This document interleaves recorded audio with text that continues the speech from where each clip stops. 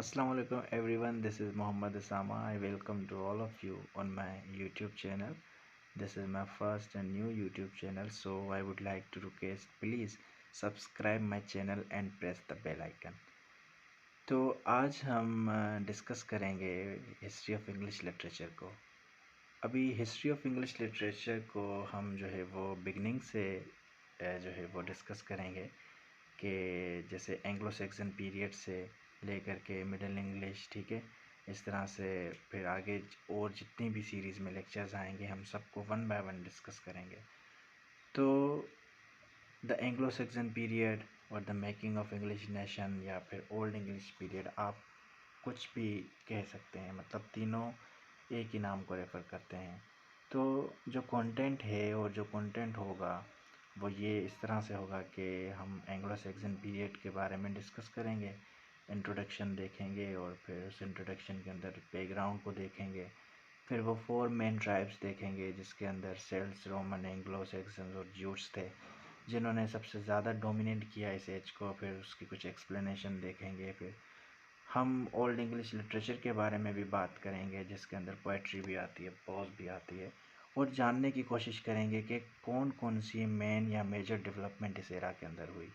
तो चलें हम स्टार्ट करते हैं अपने लेक्चर को।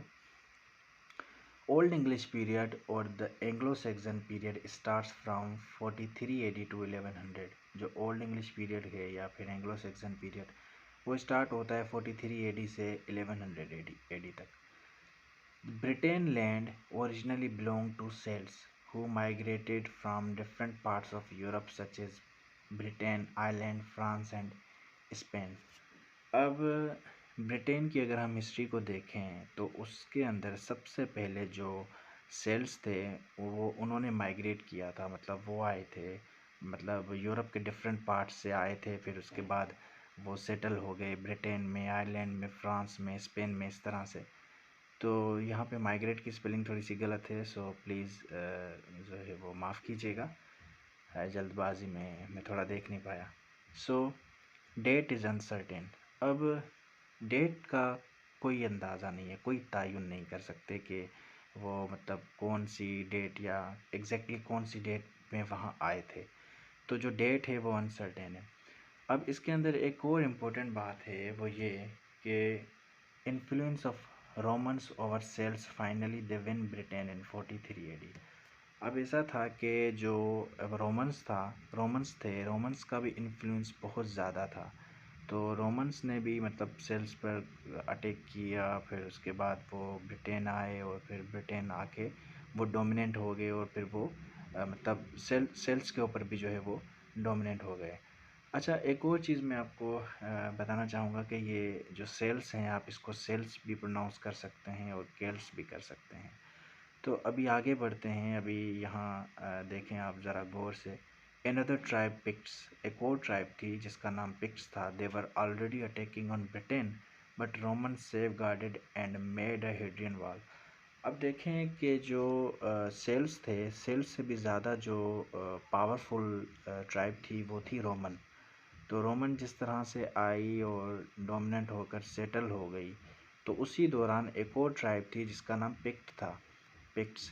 तो वो जो है वो ब्रिटेन के ऊपर मतलब कंटिन्यूसली अटैक किए जा रही थी और वो चाह रहे थे कि मतलब वो ब्रिटेन को जो है वो फतह करके वहाँ पे सेटल हो जाए। लेकिन जो रोमन्स थे, रोमन्स ने ऐसा होने नहीं दिया। रोमन्स ने क्या किया, उनका एक किंग था ऑनोरियस, उसने जो है ब्रिटेन को सेफगार्ड करने के लिए एक हेड्रियन नाम की वॉल बनवाई, एक दीवार बनवाई। तो हेड्रियन की भी स्पेलिंग थोड़ी सी गलत है, सो प्लीज़ आप थोड़ा सा इसको देख लेना। तो फिर ऐसा होता है कि जब as Romans withdraws from Britain, Picts increase their attacks but Celts invites Anglo Saxons and Jutes to save them from their attacks. अब ऐसा होता है कि एक वक्त ऐसा आता है कि रोमन्स को मतलब पता लगता है कि उनका जो अपना शहर है या अपना जो कंट्री है वो बहुत ज़्यादा इस वक्त स्ट्रगल कर रहा है, बहुत ज़्यादा उनको ज़रूरत है रोमन्स की। तो फिर वो क्या करते हैं, वो ब्रिटेन छोड़ने का सोचते हैं और फाइनली वो जो सेल्स को कहते हैं कि मतलब हम तो अपने कंट्री जा रहे हैं, अभी जो करना है, जो देखना है वो आप खुद देख लें। तो फिर उसके बाद होता ये है कि जो सेल्स हो सॉरी जो पिट्स होते हैं, उनका जो अटैक होता है वो दिन ब दिन जो है वो बढ़ता जाता है, दिन ब दिन बढ़ता जाता है। और फिर एक ऐसा वक्त आता है कि सेल्स को ये लगने लगता है कि अभी वो बिल्कुल ही वीक हो गए हैं। तो फिर वो क्या करते हैं, वो जो है वो इनवाइट करते हैं एंग्लो सैक्सन्स और ज्यूट्स को कि वो आएँ और उनको जो है वो अटैक से जो है बचाएं, क्योंकि एंग्लो सैक्सन्स बहुत ज़्यादा पावरफुल थे और वही एक ट्राइब थी जो सेल्स को बचा सकती थी और उनको डिफेंड कर सकती थी। So finally, they came with Old English language and settled in Britain and dominance over Celts। तो जब एंग्लो एंड सेक्सन्स, अभी डिफरेंट दोनों ट्राइब्स हैं, ठीक है, जब एंग्लो और सेक्सन्स आते हैं, ज्यूट्स भी उनके साथ ही होते हैं, तो वो ना एक लैंग्वेज के साथ आते हैं, एक टिपिकल लैंग्वेज। वो जो टिपिकल लैंग्वेज होती है वो बेसिकली ओल्ड इंग्लिश लैंग्वेज होती है, और उसके अंदर जो ज़्यादा मतलब डोमिनेंसी होती है वो जर्मनिक डायलेक्ट की होती है, डायलेक्ट की होती है। तो फिर वो आते हैं और ब्रिटेन के अंदर जो है वो डोमिनेट करके वहाँ पर मतलब सेटल होते हैं और उनको सेव करते हैं। लेकिन देखते ही देखते होता ये है कि एंग्लो और सेक्सन्स जो है उनके सेल्स के ऊपर भी डोमिनेट हो जाते हैं, और फाइनली वो डोमिनेट होकर सेटल हो जाते हैं, किस्म की हुक्मरानी करने लगते हैं। फिर वो क्या करते हैं कि ब्रिटेन को डिवाइड कर देते हैं 7 पार्ट्स के अंदर। एक का नाम सेसेक्स है, एसेक्स, वेसेक्स, मर्सिया, ईस्ट एंजिलिया, नॉर्थम्ब्रिया और कैंट। ये वो 7 ये पार्ट्स है या स्टेट्स है जो कि डिवाइड कर देते हैं ब्रिटेन को, एंग्लो और सैक्सन्स। तो moreover, if we talk about the language, then at that time there were 4 dialects in England। अगर हम लैंग्वेज की बात करें उनके, तो उस वक्त पे जो मेन या मेजर डायलेक्ट्स थे वो 4 थे। एक नॉर्थम्ब्रिया था, एक मर्सिया था, एक कैंटिश था और एक वेस्ट सेक्सन था। लेटर ऑन, बाद में West Saxon become the most popular dialect. बाद में जो वेस्ट सेक्सन है वो पॉपुलर डायलेक्ट हो जाता है। उसकी वजह ये है कि वेस्ट सेक्सन सबसे पावरफुल एक स्टेट या फिर पार्ट की तरह पर उभरता है, इसकी वजह से वो ज़्यादा पॉपुलर डायलेक्ट हो जाता है। तो अभी आगे हम बात करें king Alford, who not only lead British army but also attacks over Vikings।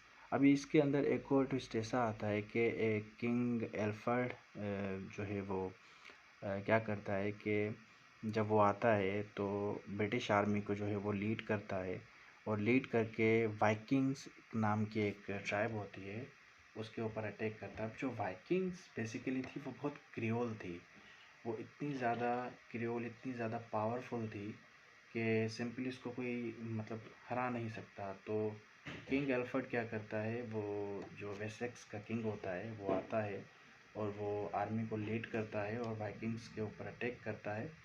और फाइनली वाइकिंग्स पर मतलब 2 अटैक्स होते हैं। जो फर्स्ट अटैक होता है वो 787 एडी में होता है, और सेकंड जो होता है वो 866 एडी में होता है।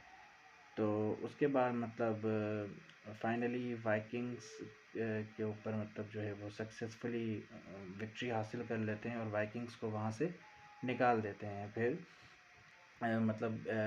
फिर दोबारा से जो इंग्लैंड होता है वो एक मतलब पावरफुल किंगडम के तौर पर जो है वो उभर आता है। फिर आगे अगर हम बात करें तो होता ये है कि 876 एडी के अंदर जो इंग्लैंड होता है वो डेनीज नाम का एक बंदा है उसके हाथ में जाता है। तो कुछ वक्त के लिए ये होता है कि जो मतलब इंग्लैंड होता है वो दोबारा से वो वीक हो जाता है, और जो है वो उसी कंडीशन में आ जाता है जिस कंडीशन में वो पहले था।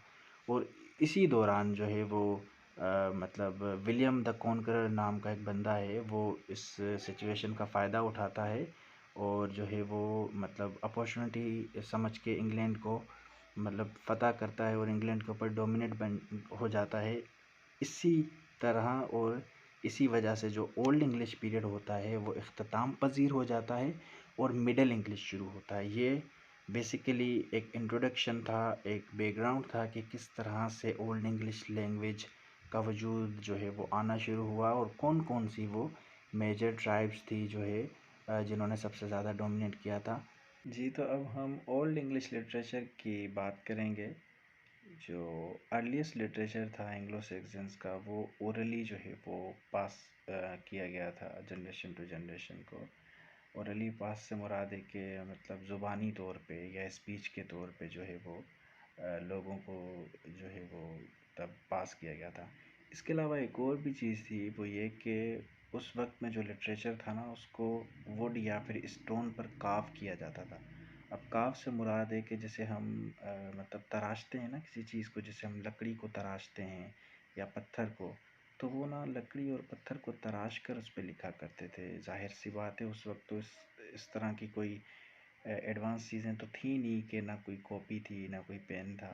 तो वो जो है वो वुड और स्टोन पर जो है वो कार्व करते थे।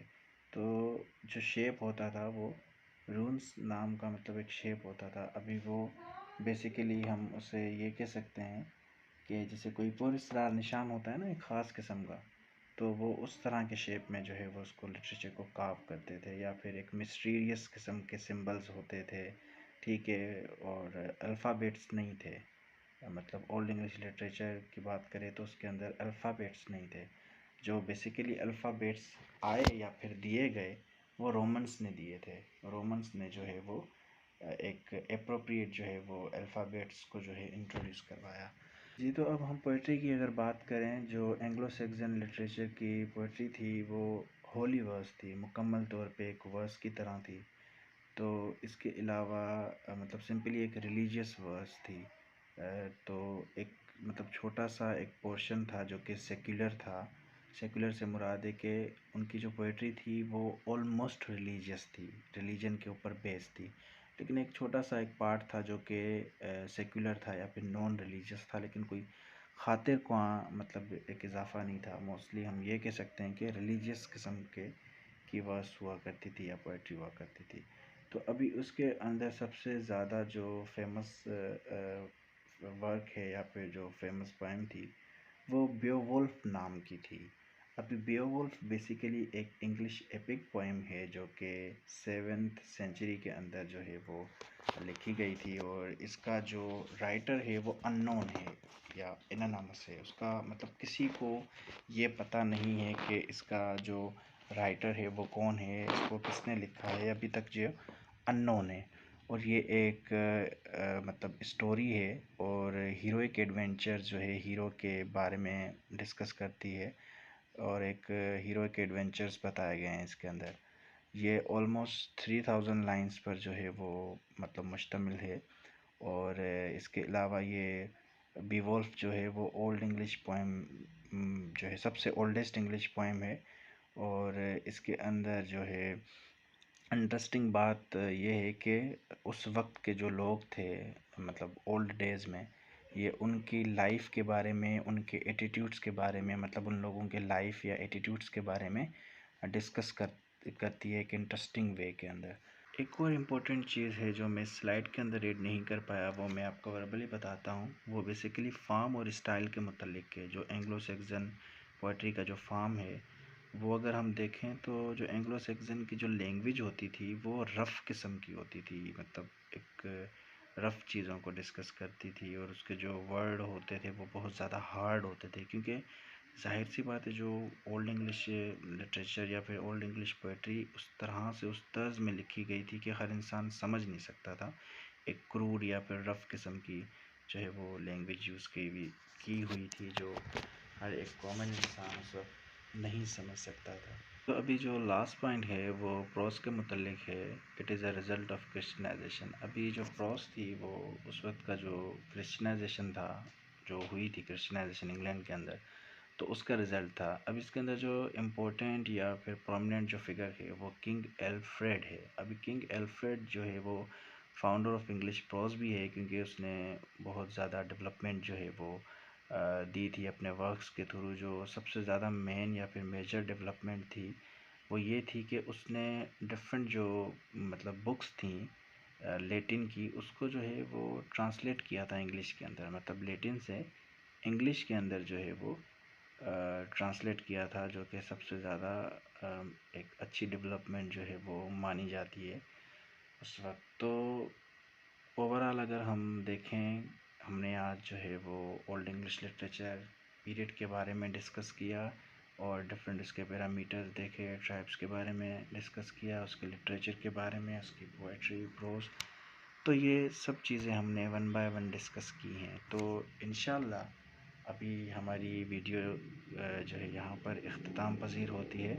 शुक्रिया आप सबका जुड़ने के लिए। बस आप इस चैनल को ज़्यादा से ज़्यादा सब्सक्राइब करें, बेल आइकन को प्रेस करें। इंशाल्लाह अभी नेक्स्ट टाइम एक नए लेक्चर के साथ हाज़िर होंगे और इसी तरह से इस सिलसिले को बढ़ाते रहेंगे अगर आप दोस्तों का साथ होगा। थैंक यू, शुक्रिया।